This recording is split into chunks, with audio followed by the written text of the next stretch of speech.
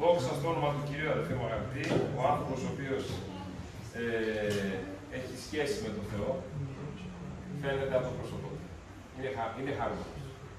Γιατί ο πρώτος καρπός είναι η χαρά. Είσαι χαρούμενος. Γιατί τις διακοπές δεν ξεχνάς τον Κύριο.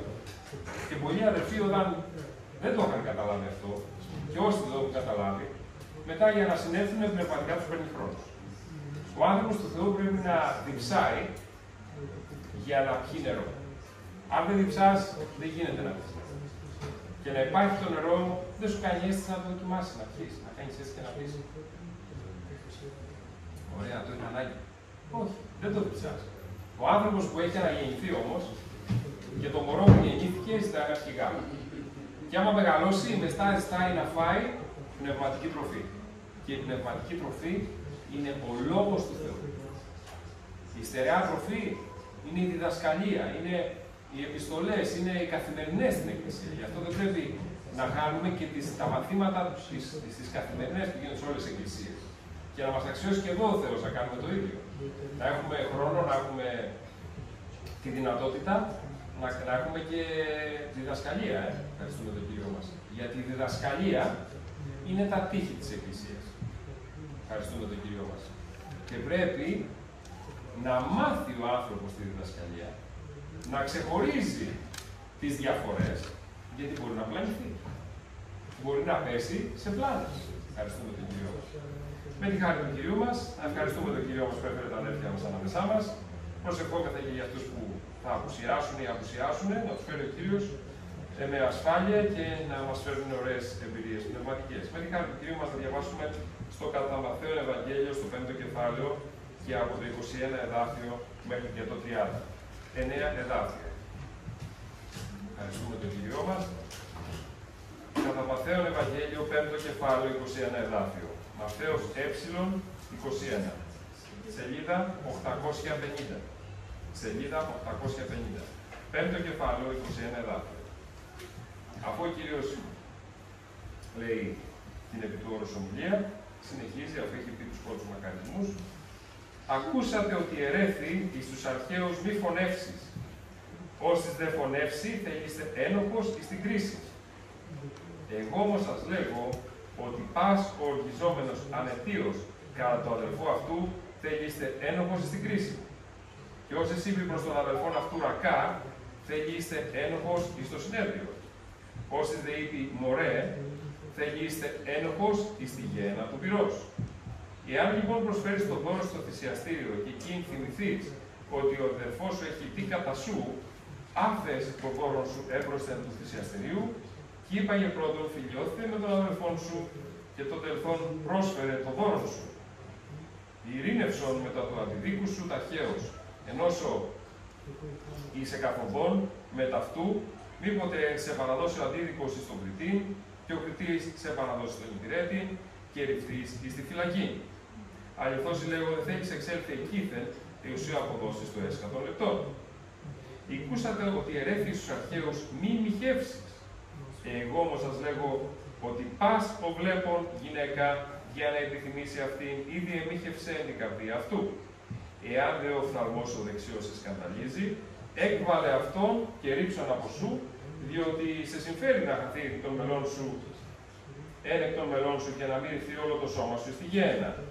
Και αν η δεξιά σου η χείρη σε σκανδαλίζει, έκοψον αυτή και ρίψον από σου, διότι σε συμφέρει να χαθεί ένα των μελών σου και να μην ρηφθεί όλο το σώμα στη γέννα. Ευχαριστούμε τον Κύριο μας και τον δοξάζουμε. Ο Κύριος μας λοιπόν έρχεται και εξηγεί αυτά τα οποία είχαν διδαχθεί από την Παλαιά Διαθήκη οι Ιουδαίοι και έρχεται και τους λέει την Καινή Διαθήκη. Και ευχαριστούμε τον Κύριο μας, αγαπητοί μου αδελφοί, γιατί ο άνθρωπος που έχει αναγεννηθεί έχει την Καινή Διαθήκη. Δεν έχει την Παλαιά Διαθήκη. Δεν κάνει τώρα αποχή από το χοιρινό. Δεν παντρεύεται πολλές γυναίκες. Τότε ήταν η οικονομία της Παλαιάς Διαθήκης. Ο άνθρωπος του Θεού είναι στην Καινή Διαθήκη. Έχω δει άνθρωπο που πλανήθηκε, δεν πρόσεξε σε αυτά τα γεγραμμένα και πίστευε ότι μπορεί να έχει πολλές γυναίκες. Στην Καινή Διαθήκη αυτό δεν επιτρέπεται. Ευχαριστούμε τον Κύριο μας. Αλλά δεν είναι μόνο αυτό. Λέει η Παλαιά Διαθήκη, μη φωνεύσεις. όσης δε φωνεύσει, θέλει είστε ένοχος εις την κρίση. Εγώ όμως σας λέγω, πάσο οργιζόμενος ανετίος, και το ανετίος στο αρχαίο κείμενο δεν υπάρχει, οπότε οποιοσδήποτε οργίζεται κατά του αδερφού αυτού, θέλει είστε ένοχος εις την κρίση. Ποιος της είπε προς τον αδερφόν αυτού ρακά, θέλει είστε ένοχος εις το συνέδριο. Όσοι δε είπε μωρέ, θέλει είστε ένοχος εις τη γέννα του πυρός. Ευχαριστούμε τον Κυριό μας. Γιατί στην Παλαιά Διαθήκη απλά έγραφε στις 10 εντολές το ου φωνεύσεις. Να μην σκοτώσεις. Όμως εδώ ο Λόγος του Θεού, αγαπητοί μου αδελφοί, μας μιλάει, ακόμα και αν οργιστεί ο άνθρωπος, και το ανετίος το γράφει ο μεταφραστής, ο Νεόφυτος Βάμβας, που έχει κάνει τη μετάφραση από το αρχαίο ελληνικό κείμενο στην καθαρεύουσα τη γλώσσα την οποία διαβάζουμε τώρα. Ξέρετε, η ελληνική γλώσσα έχει 3 στάδια. Είναι, καλά, και υπάρχουν και περισσότερα, υπάρχουν και πριν την ιστορία, αλλά υπάρχει η αρχαία ελληνική γλώσσα. Υπάρχει και παλαιότερα η γραμμική που ήταν τα ιερογλυφικά και όλα αυτά, εντάξει, στην αρχαία Κρήτη, στην αρχαία μινωική εποχή, αλλά στην αρχαιότητα, την εποχή του Κυρίου μας του Ιησού Χριστού, είναι η αρχαία ελληνική γλώσσα. Μετά την αρχαία ελληνική γλώσσα έρχεται η καθαρεύουσα, η οποία είναι μία πιο εύκολη γλώσσα από την αρχαία. Και μετά από την αρχαία, αυτή λοιπόν η καθαρεύουσα, είναι η γλώσσα που έχει γραφτεί η μετάφραση του Βάμβα. Και υπάρχει και η δημοτική, η Modern Greek που λένε, η οποία την έχουμε, είναι η γλώσσα που μιλάμε σήμερα. Επειδή όμως θέλουμε να είμαστε πιο κοντά στην αλήθεια, διαβάζουμε την Καινή Διαθήκη και όλο το Λόγο του Θεού στην πρώτη μετάφραση. Είναι η πρώτη μετάφραση από το αρχαίο κείμενο. Όμως και η πρώτη μετάφραση έχει λάθος. Και ένα λάθος είναι αυτό εδώ. Έχει προσθεθεί, χωρίς να το αναφέρει το παλαιό κείμενο, πάσο εργιζόμενος ανετίος. Αυτή η λέξη στο αρχαίο κείμενο δεν υπάρχει. Δηλαδή, όποιος οργίζεται και με αιτία να υπάρχει, έτσι, για τη Καινή Διαθήκη μπορεί να πει κανείς ότι γράφει ανετίος, άρα όταν υπάρχει αιτία δικαιολογούμε. Και αιτία να υπάρχει, ο άνθρωπος ο οποίος οργίζεται ανετίος κατά του αδελφού αυτού, θέλει σε ένοχος στην κρίση. Θα είναι ένοχος στην κρίση.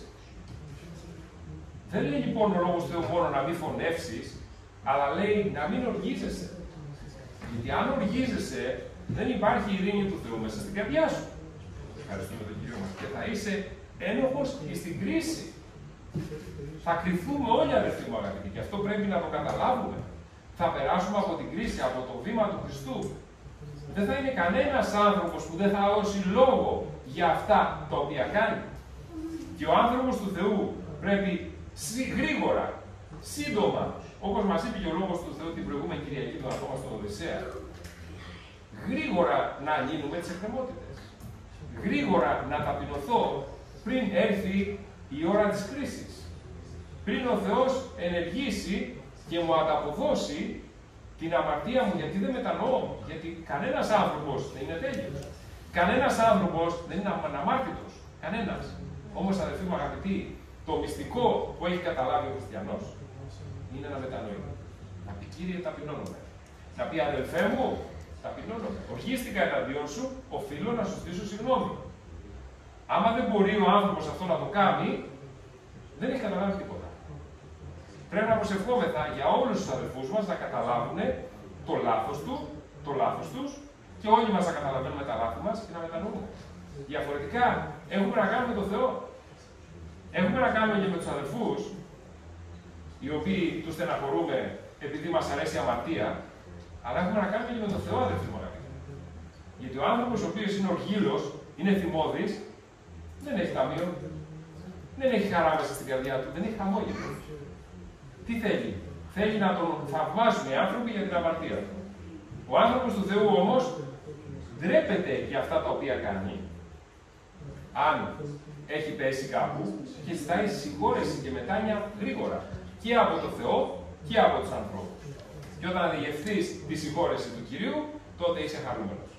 Αν δεν γευθείς τη συγχώρεση του Κυρίου, είσαι κακομούτσνος, η προβοσκίδα είναι πεσμένη, τα αμούδρα είναι πεσμένα, υπάρχει θλίψη μέσα στην καρδιά. Και υπάρχει γκρίνια. Δεν μου αρέσει αυτό, δεν μου αρέσει το άλλο. Γυναίκα να βάλει πολύ λεμόνι. Γυναίκα είναι χωρίς λεμόνι το φαγητό. Γυναίκα δεν έχει αλάτι. Γυναίκα έχει πολύ αλάτι. Ευχαριστούμε τον Κύριο μας. Τίποτα δεν μας ευχαριστεί. Γιατί δεν έχουμε αποκαταστήσει μας τη σχέση μας με τον Θεό και τους αδελφούς μας. Και ο λόγος του Θεού μας λέει σήμερα προλαβαίνεις. Αδελφέ μου, προλαβαίνεις. Αδελφοί μου, προλαβαίνεις. Μετανόηση. Όσο είσαι στην υγεία σου, τα μυαλά σου σωστά, υπάρχουν άνθρωποι οι οποίοι έχουν χάσει τα μυαλά τους. Τους μιλούσαμε κάπου για τον Χριστό, δεν θέλανε. Τώρα όμως που ήρθε η ώρα που χάσαν τα μυαλά τους, τι να μετανοήσουν και τι να καταλάβουν. Ευχαριστούμε τον Κύριο μας. Γι' αυτό λέει ο λόγος του Θεού. Η βασιλεία του Θεού βιάζεται. Και οι βιαστές την αρπάζουν. Αυτός ο οποίος το σκέφτεται, καθυστερεί να μετανοήσει, καθυστερεί να τακτοποιηθεί, είναι η ψυχή του εγκυπτή. Ευχαριστούμε τον Κύριο μας. Και θα είναι, λέει, ένοχος στην κρίση. Και θα περάσουμε όλοι από κρίση, αδελφοί μου αγαπητοί, εκτός από τους ανθρώπους οι οποίοι έχουν δεχθεί τον Ιησού Χριστό και θα περάσουν από το βήμα του Χριστού να ανταμυφθούν. Ο άνθρωπος όμως που δεν μετανοεί είναι για την κρίση. Και όσοι σύμπη προς τον αδελφόν αυτού ρακά, ανόητε δηλαδή, είστε ένοχος εις το συνέδριο. Εδώ μας μιλάει ο λόγος του Θεού για κρίση, μας μιλάει για συνέδριο.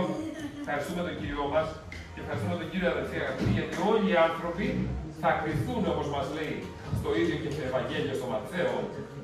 Ευχαριστούμε τον Κύριο μας λέει ότι θα έρθουν ενώπιον του καθήμενου επί του θρόνου και του αρνίου και θα ξεχωρίσει, λέει, τους ανθρώπους, όπως ο ποιμήν ξεχωρίζει τα ερήφια από τα πρόβατα. Και ο άνθρωπος του Θεού πρέπει να διαλέξει. Σήμερα πρέπει να το κάνει αυτό. Αν ήταν δυνατόν και από χθες. Πρέπει να διαλέξει και να πει εγώ είμαι πρόβατος. Μπορεί να διαλέξει όμως και να πει εγώ είμαι κατσίκι. Εγώ δεν υποτάσσω. Εμένα μου αρέσει αμαρτία. Εμένα μου αρέσει. Έτσι μου πέρασε φίλος. Αλλά εσύ ο άνθρωπος του Θεού που αναγεννήθηκες, αν σου αρέσει αμαρτία, πράξε την αμαρτία. Είναι δικαίωμά σου. Αλλά μάθε ότι ο Θεός θα σε φέρει σε κρίση. Μάθε ότι τίποτα δεν θα πάει, δεν θα ξεχαστεί. Ευχαριστούμε τον Κύριο μας. Ο Θεός είναι αγάπη και τα συγχωράει όλα. Ναι, αν μετανοείς. Αν δεν μετανοείς, μάθε ότι ο Θεός είναι και πυρ και τον αλήσκω. Δεν είναι μόνο ο Θεός είναι αγάπη.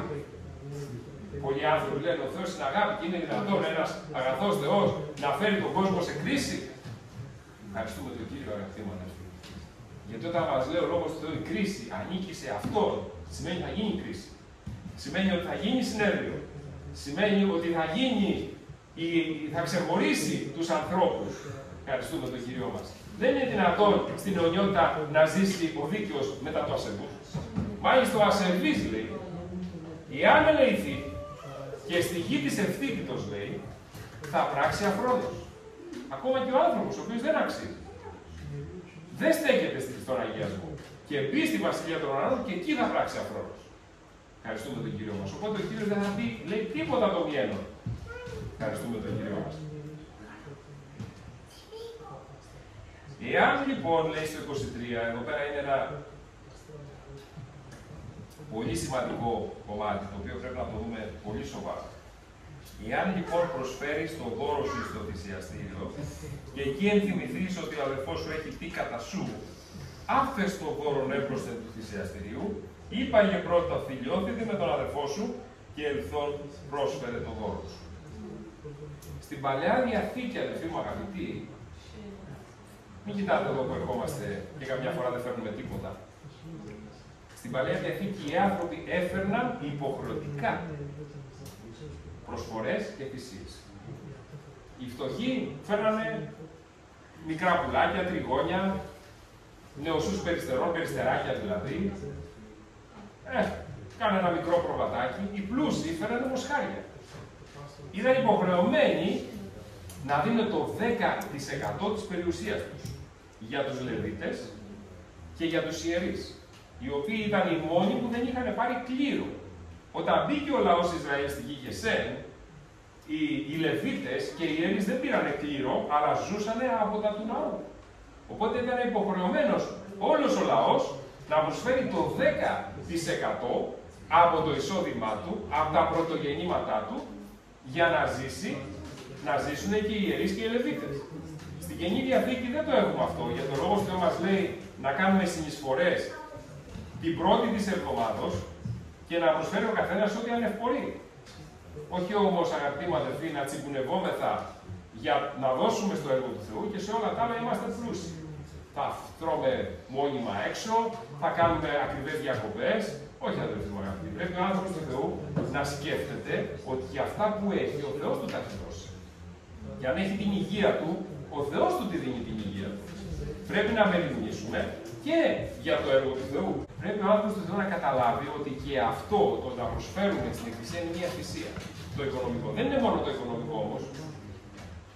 Δεν είναι όπως στην Παλαιά Διαθήκη, αλλά δεν είναι μόνο το οικονομικό. Στην Εκκλησία του Ιησού Χριστού όλοι φέρνανε. Και σήμερα τι έχεις φέρει στο λαό του Θεού? Έχεις φέρει την προσευχή σου? Έχεις προετοιμαστεί, έχεις ζητήσει από τον Κύριο να σε πληρώσει με Πνεύμα Άγιο και να λειτουργήσει το χάρισμά σου μέσα στην Εκκλησία? Τι κάνεις όλη την εβδομάδα? Πρέπει να μάθουμε να βοηθόμαστε. Όχι να είμαι σαν τους τουρίστες, θεατές στο έργο του Θεού, αλλά πρέπει να είμαστε συμμέτοχοι. Και ο άνθρωπος του Θεού πρέπει να μάθει να σηκώνει βάρος. Και εκεί είναι η ευλογία του Κυρίου. Να σηκώνουμε βάρος. Τι θα κάνουμε? Θα υπηρετήσουμε το λαό του Θεού. Με την κατσαρόλα μας, ναι, με την κατσαρόλα μας. Με το κρεβάτι το οποίο θα διαθέσουμε να φιλοξενήσουμε έναν άνθρωπο του Θεού, ναι, και με αυτό. Αλλά πρώτα απ' όλα, τι θα φέρουμε στην Εκκλησία του Χριστού? Θα φέρουμε μόνο φαγητά? Δεν φτάνει αυτό. Πρέπει να φέρουμε και πνευματικό φαγητό. Μα δεν είμαστε όλοι κλήρικες. Ναι, αλλά υπάρχουν χαρίσματα. Ναι, αλλά υπάρχουν ταμεία στα σπίτια μας, τα οποία πρέπει να είναι γεμάτα. Και όταν είσαι γεμάτος στο ταμείο, μπορείς να βοηθήσεις και το έργο του Θεού. Μπορείς να σε χρησιμοποιήσει ο Θεός σε οποιοδήποτε κομμάτι, στα υλικά. Για να δούμε εδώ στην αίθουσα, κάποιος αδερφός ήρθε, σκούπισε, ετοίμασε, κάποιος άλλος αδερφός ετοίμασε να υπάρχει βίντεο, να υπάρχει ηχοληψία και εικόνα και ήχος. Κάποιοι έχουν κουραστεί, αδερφοί μου αγαπητοί. Εμείς τι κάνουμε? Τι κάνουμε? Σηκώνουμε βάρος. Εκεί είναι η ευλογία του Κύριου, να ξέρετε. Να σηκώνουμε βάρος. Να φέρουμε στο έργο του Κύριου, να φέρουμε στο θυσιαστήριο. Και η κυριότερη θυσία, η προσευχή. Τι κάνεις στην προσευχή? Σε παίρνει ο ύπνος? Παίζεις με το κινητό? Ή εκείνη την ώρα εκχέεις την καρδιά σου? Γιατί άμα εκχέεις την καρδιά σου, θα ακουστεί η προσευχή σου και θα οικοδομηθεί η Εκκλησία. Πρέπει λοιπόν, αδελφοί μου αγαπητοί, να φέρουμε κοντά στον Χριστό πράγματα πνευματικά, υλικά, ό,τι μπορούμε για να πάρουμε την ευλογία του Κυρίου. Και όπως λένε οι Ορθόδοξοι, τα σα εκτός σου προσφέρουμε. Τίποτα δεν είναι δικό σου. Ο Θεός το έδωσε. Έχω καλή δουλειά. Ο Θεός την έδωσε. Έχω σπίτι. Εγώ δεν έχω σπίτι. Αλλά εσύ που έχεις, ο Θεός το έδωσε. Αφιέρωσε το στον Κύριο. Βάλε στο σπίτι σου να ακούγεται ο Λόγος του Θεού. Κάλεσε και έναν άνθρωπο να κάνετε μαζί προσευχή. Κάλεσε και έναν άνθρωπο του Θεού να τον φιλοξενήσεις. Και θα έρθει η ευλογία, θα έρθει ο Χριστός στο σπίτι σου. Γιατί όπου είναι 2 ή 3, λέει στο όνομά μου, είμαι ανάμεσά τους. Άμα δεν το κάνεις, κάποιος άλλος θα μπει από το παραθυράκι χωρίς να τον αφήσεις. Χωρίς να τους το εξερωτήσει. Θα μπει μόνος του. Γι' αυτό τα σπίτια μας, αδελφοί μου αγαπητοί, πρέπει να είναι μικρές εκκλησίες. Να υπάρχουν εδάφια, να ακούγεται ο Λόγος του Θεού. Εγώ το ραδιόφωνο παίζει 24 ώρες. Τι ακούς στις 24 ώρες? Στο σπίτι σου, στο αυτοκίνητό σου. Τι ακούς? Κοσμική μουσική? Μάθε ότι μέσα στην κοσμική μουσική ο εχθρός έχει βάλει μηνύματα. Μηνύματα αμαρτίας. Ευχαριστούμε τον Κύριο μας. Αν λοιπόν έρθεις στο θυσιαστήριο να προσφέρεις το δώρο σου, άφησε, λέει, το δώρο σου μπροστά στο θυσιαστήριο, όπως πηγαίνανε τα σφαχτά για να τα θυσιάσουν ενώπιον του Θεού. Άφησε το δώρο σου εκεί. Πήγαινε να φιλιωθείς με τον αδελφό σου και αφού συμφιλιωθείς με τον αδελφό σου, τότε η θυσία σου είναι πρόσδεκτη ενώπιον του Θεού. Διαφορετικά γίνεται ο άνθρωπος του Θεού ένας σύγχρονος Φαρισαίος. Φαρισαίος. Κάνει τα θρησκευτικά καθήκοντα, αλλά δεν πιστεύει. Η καρδιά του είναι στον κόσμο. Η καρδιά του είναι στην αμαρτία. Η καρδιά του είναι στο εγώ του. Ο Κύριος λέει, αδελφοί αγαπητοί, όποιος θέλει να με ακολουθήσει, να απαρνηθεί τον εαυτό του. Ξέρετε τι σημαίνει να απαρνηθώ τον εαυτό μου? Πρέπει να αφήσουμε όλα τα παλιά έξω. Και αν κάποιο από τα παλιά, αδελφοί μου αγαπητοί, φυτρώσει, όπως φυτρώνει η αγριάδα, πρέπει το συντομότερο δυνατόν να το κόψουμε. Γιατί ένα μικρό φύτρο, ένα μικρό δεντράκι, οτιδήποτε χορτάρι, όταν είναι τρίφερο, κόβεται πάρα πολύ εύκολα. Όταν μεγαλώσει λίγο, θέλεις πριγιόνι για να το κόψεις. Και όταν το αφήσεις και βάλει ρίζες, ακόμα και αν το κόψεις, αυτές οι ρίζες θα σου κάνουν μεγάλη ζημιά. Και λέει ο Λόγος του Θεού, ας προσέξουμε, λέει, να μην έχει κάποιος ρίζα πικρίας και μιανθώσει και λυπή. Γιατί τι γίνεται, ο άνθρωπος που έχει τη ρίζα πικρίας δεν μπορεί να σταματήσει να συκοφαντεί, να κατηγορεί και να λέει ψεύδι. Γιατί η συκοφαντή, η πίκρα η οποία έχει ο άνθρωπος μέσα του, βάζει και ψέματα, βάζει και σάλτσες μετά μέσα. Και τι γίνεται, μολύνει και τους υπόλοιπους. Και αυτό είναι ό,τι χειρότερο στην Εκκλησία του Χριστού. Αυτοί οι άνθρωποι, αδελφοί, απομονώνονται και βγαίνουν απ' έξω. Δεν υπάρχει περίπτωση μέσα στην Εκκλησία του Χριστού να είναι ένας άνθρωπος ο οποίος μολύνει και τους υπόλοιπους και ο Κύριος να τον αφήσει μέσα. Να τον πετάξει απ' έξω. Εκτός να μετανοήσει. Ένα σάπιο μήλο, όταν τα άλλα τα μήλα είναι καλά, βάλτε ένα σάπιο μήλο μέσα στα άλλα τα καλά. Μην πω για μια σάπια πατάτα, γιατί έχει τρομερή λειτουργία, μισοδία. Ευχαριστούμε τον Κύριο μας. Θα σαπίσουν και τα υπόλοιπα. Αν όμως εξηγιανθεί, δεν υπάρχει κανένα πρόβλημα. Αν υπάρξει μετάνοια, αν ο άνθρωπος αφήσει το δώρο του, πάει να συμφιλιωθεί, μάθει να ταπεινώνεται. Δεν μπορώ, λέει, να ζητήσω συγγνώμη. Τι είναι αυτό, αδελφοί μου? Αυτό δεν είναι πνεύμα Χριστού. Πρέπει να μάθουμε να ζητάμε συγγνώμη. Πρέπει να μάθουμε να αναγνωρίζουμε τα λάθη μας. Κανένας άνθρωπος δεν είναι τέλειος. Ποιος είναι τέλειος? Εγώ σας το λέω πρώτος, δεν είμαι τέλειος. Ότι έχω πολλά ελαττώματα. Και πάρα πολλά. Εσύ είσαι? Αν είσαι, ευχαριστούμε τον κύριο αδελφή, γιατί τον τελείο λέει για την έξι, δηλαδή αυθόρμητα έχουν τα αισθητήρια γεγινασμένα. Αμέσως μετανοούν. Αμέσως ζητάνε συγγνώμη. Αμέσως τακτοποιούνται. Και δεν αφήνουν τη ρίζα της πικρίας να αποκτήσει κλαδιά και να ρίξει ρίζες μέσα στην καρδιά του. Γιατί μετά δεν μπορεί ο άνθρωπος να διορθωθεί. Ευχαριστούμε τον Κύριο μας. Άφησε λοιπόν το δώρο σου. Πήγαινε συμφιλιώσου με τον αδελφό σου και ευθέω πρόσεφερε το δώρο σου. Αφού συμφιλιωθεί με τον αδελφό σου, έλα μετά να προσφέρεις το δώρο σου. Όχι, δεν μετανοώ, δεν διορθώνομαι, δεν ταπεινώνομαι και έρχομαι να προσευχηθώ. Η Εκκλησία, αδελφοί μου, μέχρι το ταβάνι θα πάει. Η προσευχή αυτή δεν πάει πιο πάνω. Δεν πάει πιο πάνω. Γι' αυτό ο ίδιος ο Χριστός μιλάει εδώ. Έχω μια μικρή Καινή Διαθήκη που τα λόγια του Χριστού τα έχει με κόκκινο. Εδώ τα λέει ο Χριστός, δεν τα λέω εγώ. Γιατί αν τα έλεγα εγώ, θα μπορούσε ο καθένας να με αμφισβητήσει. Αλλά εδώ διαβάζουμε τα λόγια του Κυρίου μας, του Ιησού Χριστού, που είναι πάρα πολύ σημαντικά. Είναι οι προϋποθέσεις οι οποίες πρέπει να έχουμε αν θέλουμε να μπούμε στη Βασιλεία των Ουρανών. Αν θέλουμε. Γιατί μπορεί να μην θέλουμε. Βέβαια, όλοι οι άνθρωποι θέλουν, αλλά δεν θέλουν εκείνοι που θα χάσουν τη Βασιλεία των Ουρανών, είναι αυτοί που δεν θέλουν να πληρώσουν το εισιτήριο. Είναι αυτοί που δεν θέλουν να πληρώσουν το κόστος. Και το εισιτήριο, επειδή είναι πολύ ακριβό, το πλήρωσε ο Ιησούς Χριστός επάνω στο σταυρό του Γολγοθά. Πλήρωσε τις αμαρτίες μας. Πλήρωσε τις ασθενειές μας. Όμως και εμείς, αγαπητοί αδελφοί, κάτι πρέπει να κάνουμε. Τι είναι αυτό το οποίο πρέπει να κάνουμε? Να δεχθούμε τη θυσία του Ιησού Χριστού. Να δεχθούμε το Λόγο του Θεού μέσα στις καρδιές μας. Να διαβάσουμε το Λόγο του Θεού. Τι λέει για αυτό το οποίο με απασχολεί αυτή τη στιγμή και να διορθωθώ. Να αλλάξω. Δεν μπορώ να γίνω, να είμαι ο άνθρωπος ο οποίος είναι ακροατής επιλύσιμο, να ακούει το Λόγο του Θεού. Ωραίος ήταν ο Λόγος του Θεού. Αλλά είναι στην Παλαιά Διαθήκη, λέει, σαν ερωτικό άσμα. Ωραίο ήταν ο Λόγος του Θεού. Μ' άρεσε, αλλά μέχρι εκεί. Μη μου πεις να το πράξω στη ζωή μου. Μη μου πεις να μετανοήσω. Γιατί, αδελφοί μου αγαπητοί? Αν ο άνθρωπος δεν μπορεί να μετανοήσει, ήδη έχει βγάλει τον εαυτό του ο ίδιος από τη Βασιλεία των Ουρανών. Μόνος του τον βγάζει.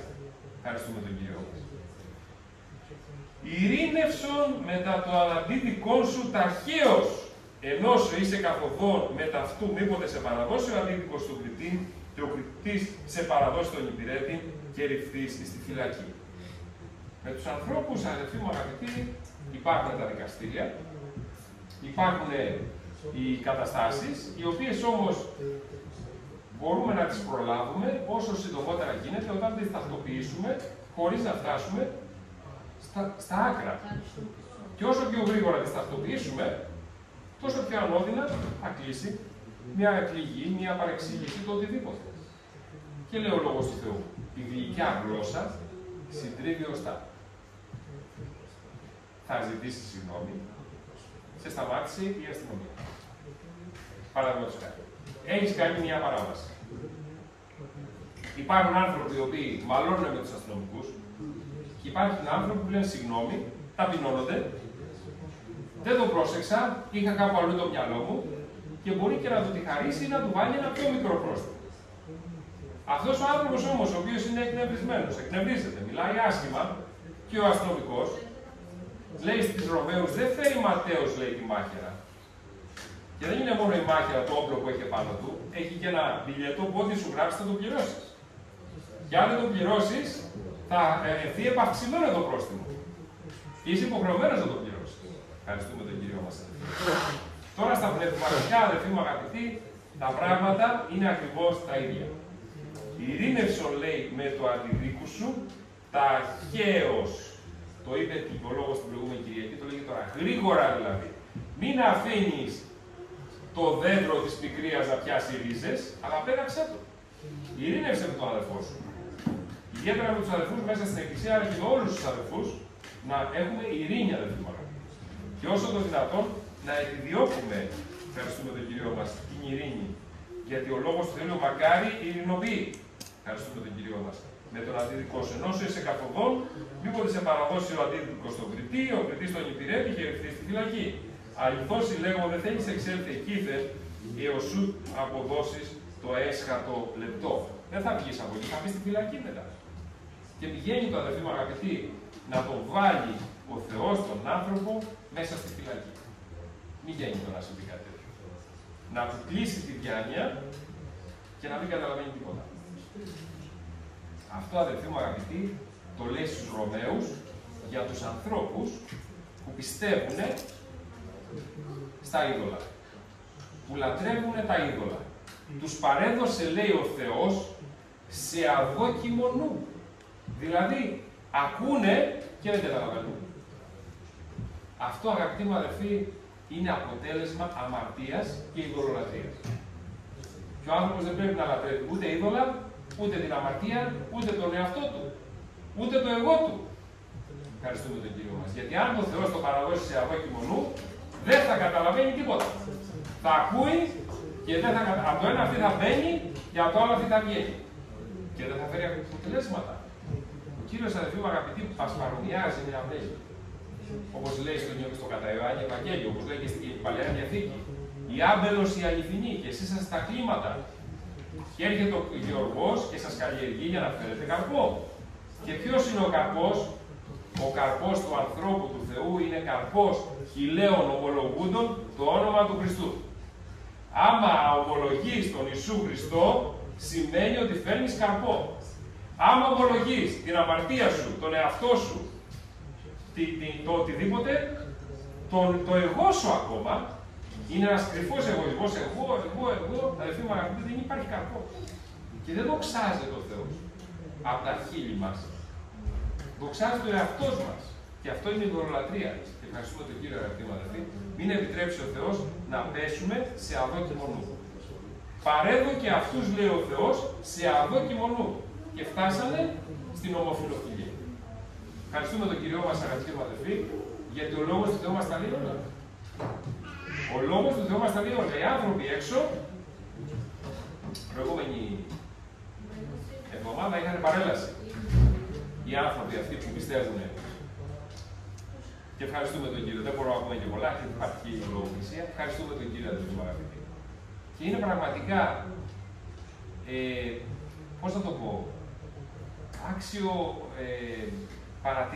παρατήρησης αυτό το πράγμα. Πώς τόσοι άνθρωποι πιστεύουν σε αυτά. Ο Θεός τους παρέδωσε σε αδόκιμο νου. Και το μόνο αντίδοτο σε όλο αυτό Το ρεύμα που οδηγεί στην απώλεια είναι ο Λόγος του Θεού, η Εκκλησία του Ιησού Χριστού, το Κυριακό Σχολείο, η νεολαία για τα παιδιά μας. Υπάρχει ανάγκη στα παιδιά μας να διδάξουμε την αλήθεια του Ευαγγελίου. Αν τους διδάξουμε την αλήθεια του Ευαγγελίου και υπάρχουν τα όρια του Λόγου του Θεού, ποτέ δεν θα φτάσουν στα άκρα. Ποτέ δεν θα ακόμα και αν δεν έρχονται στην Εκκλησία του Χριστού.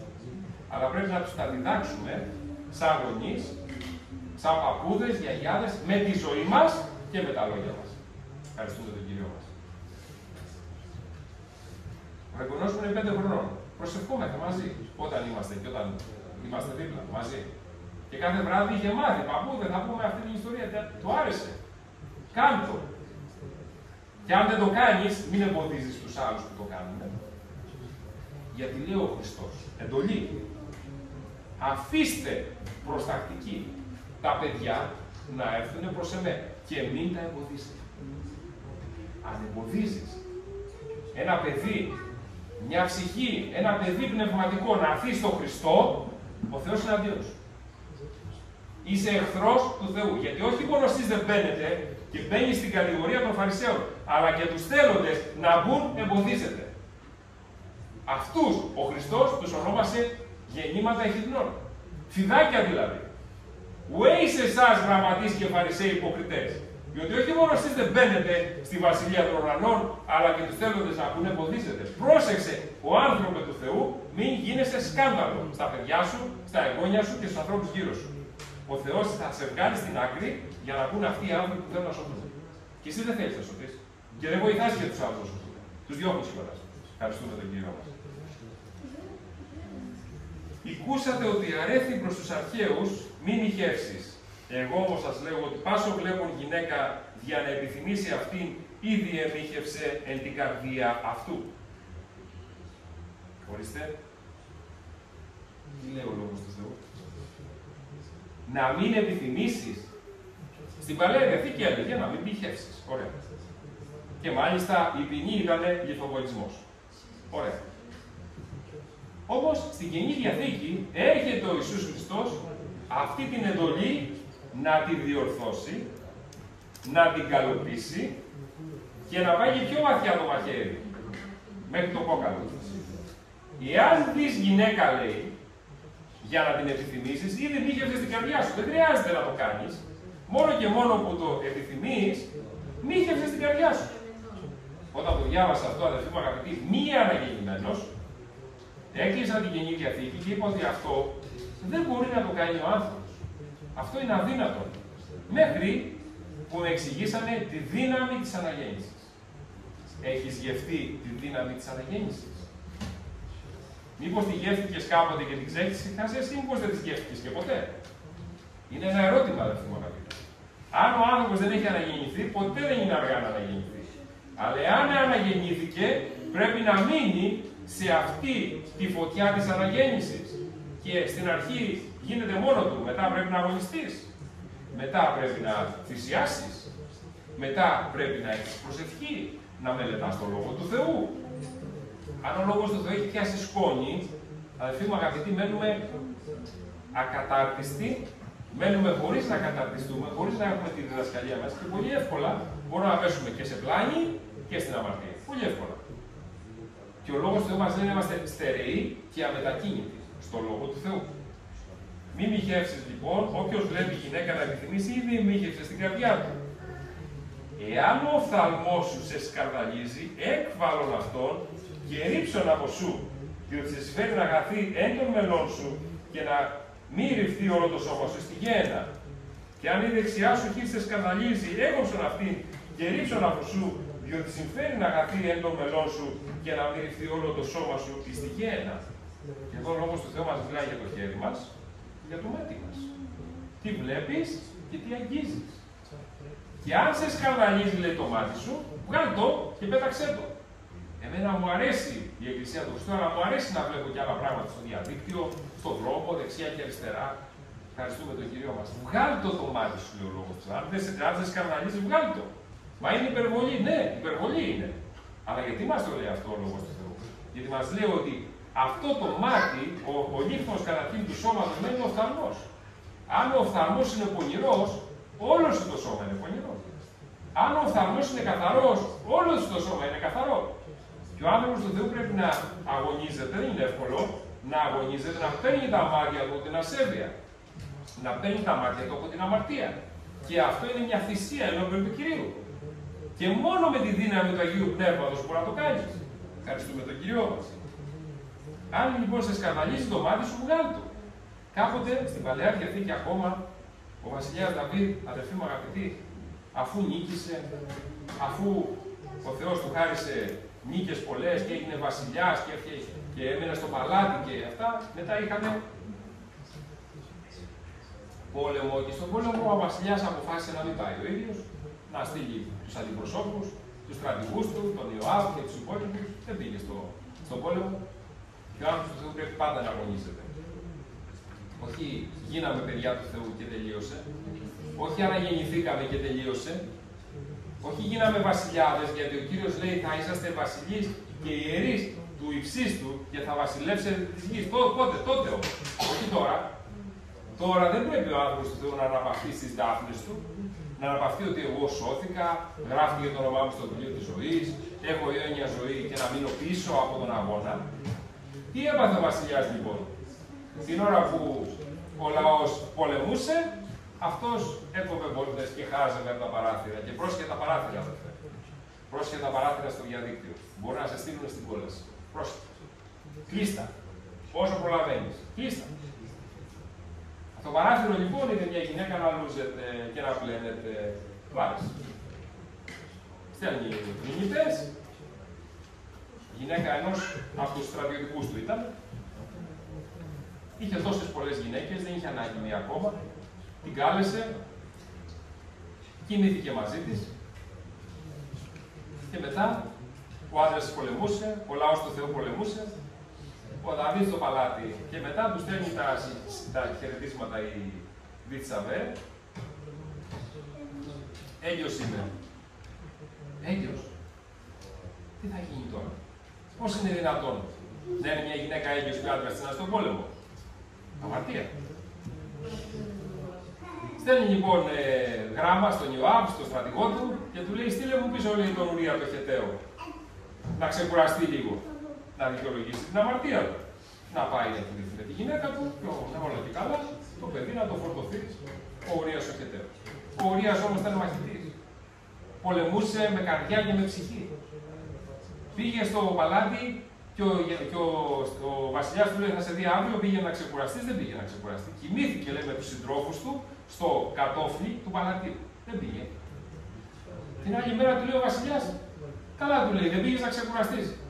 Και τι του λέει ο Ουρίας ο Χεταίος, το διάβασε το πρωί. Του λέει: βασιλεύ μου, του λέει. Η κυβωτός του Κυρίου του λέει διακυβεύεται. Μας πολεμάνε οι εχθροί μας. Και εγώ λέει, θα πάω να ξεκουραστώ σπίτι μου και να κοιμηθώ μετά της γυναικός μου. Μη γέννητο, του λέει. Α, λέει ο βασιλιάς, τι να κάνω με αυτόν τώρα, πώς θα ξεφορτωθώ την αμαρτία μου. Τον εγκαλεί λοιπόν στο παλάτι, αρχίζει τα κρασιά, τα τραπέζια, να φάμε, να πιούμε. Τώρα πέτει, άντε του λέει τώρα να ξεκουραστεί. Σου λέει μεθυσμένος, θειωμένος, θα έχει πιει πολύ, θα πάει σπίτι του, θα δικαιολογήσουμε. Αλλά δεν πήγε σπίτι του. Και το ίδιο και το επόμενο βράδυ κοιμήθηκε πάλι στο κατόφλι του παλατιού του βασιλιά με τους συντρόφους του. Δεν γίνεται, λέει, ο λαός του Θεού πολεμάει, λέει, σκοτώνονται οι συντρόφοι μου. Εγώ δεν μπορώ να πάω, λέει, στο σπίτι μου και να κοιμηθώ μετά στη γυναίκα μου. Και τι κάνει, αδερφοί μου αγαπητοί? Προσέξτε, τι κάνει, Του δίνει μια επιστολή σφραγισμένη και του λέει του στρατηγού του Ιωάβ: βάλ τον, λέει, μπροστά στα τείχη, στους πιο σκληρούς μαχητές, απομακρυνθείτε μέχρι να πέσει ο Ουρίας ο Χεταίος και οι συντρόφοι του από τη μάχαιρα των πολεμιστών στο κάστρο, στα τείχη. Όταν έρχονται λοιπόν, γιατί δίνανε αναφορά που έγινε λοιπόν αυτό που του είπε ο Ιωάβ, ο ίδιος ο Ουρίας κρατούσε το γράμμα αυτό. Το πήγε στον Ιωάβ, ο Ιωάβ έκανε ό,τι του είπε ο βασιλιάς, σκοτώνεται ο Ουρίας ο Χεταίος και όλα ήσυχα, όλα ωραία. Την άλλη μέρα έρχεται ο Νάθαν ο προφήτης. Στα λέω όλα αυτά, αδερφοί μου αγαπητοί, να δείτε πού μπορεί να φτάσει με την αμαρτία ο άνθρωπος. Πόσο μακριά μπορεί να φτάσει. Έρχεται ο Νάθαν ο προφήτης και του λέει: θα σου πω μια ιστορία, του λέει, βασιλιά. Ένας είχε, λέει, πρόβατα, βουκόλια, πολλά, λέει, τεράστια περιουσία, ζάμπλουτος. Και δίπλα ήταν ένας φτωχός άνθρωπος και είχε μια ναμνάδα, λέει. Και μαζί με τα παιδιά του και τη γυναίκα του, την ναμνάδα την είχε σαν κόρη του, κοιμότανε μαζί της. Και χρειάστηκε να λείψει και την άφησε στον γείτονα τον πλούσιο. Και ο γείτονας ο πλούσιος, όταν ήρθαν οι επισκέπτες, λέει, να τους κάνει τραπέζι, έσπαξε την αμνάδα του φτωχού. Τι έκανε, λέει ο βασιλιάς? Θάνατος! Και άρχισε να φωνάζει ο Δαβίδ. Θάνατος! Θάνατος! Ούτε το λέγει Κύριος ο Θεός, του λέει ο Νάθαν ο προφήτης. Εσύ είσαι ο άνθρωπος.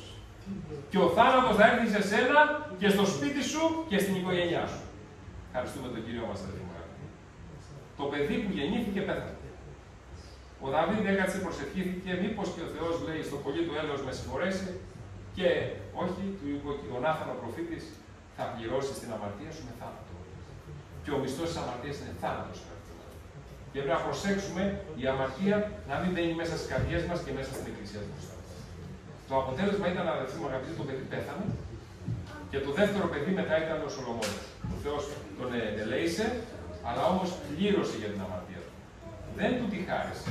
Και ο Θεός, αγαπητοί μου αδελφοί, και στην Καινή Διαθήκη ακόμα, αν συνεχίζουμε να αμαρτάνουμε, δεν θα μας τη χαρίσει. Πρέπει ο άνθρωπος σύντομα να ειρηνεύσει με τον αντίδικό του. Πρέπει ο άνθρωπος να προσέξει την αμαρτία και ιδιαίτερα την πορνεία. Λέει στην Κορινθίους, ο προσκολόμενος με την πόρνη γίνεται ένα σώμα. Όπως λέει ο Κύριος, θέσπισε το γάμο και είπε, θα δίνει δύο η σάρκα μία, αυτός που πορνεύει γίνεται ένα με την πόρνη. Και ευχαριστούμε τον Κύριο, αδελφοί μου αγαπητοί, γιατί μας τα λέει όλα ο Λόγος του Θεού. Και ο άνθρωπος μπορεί να προσέξει, όχι δεν πειράζει το ένα, δεν πειράζει το άλλο. Μας κάλεσε ο Κύριος σε αγιασμό, χωρίς του οποίου ουδής θέλει εισέλθει στη Βασιλεία των Ουρανών. Ο Κύριος να ευλογήσει τον λόγο του μέσα στις καρδιές μας.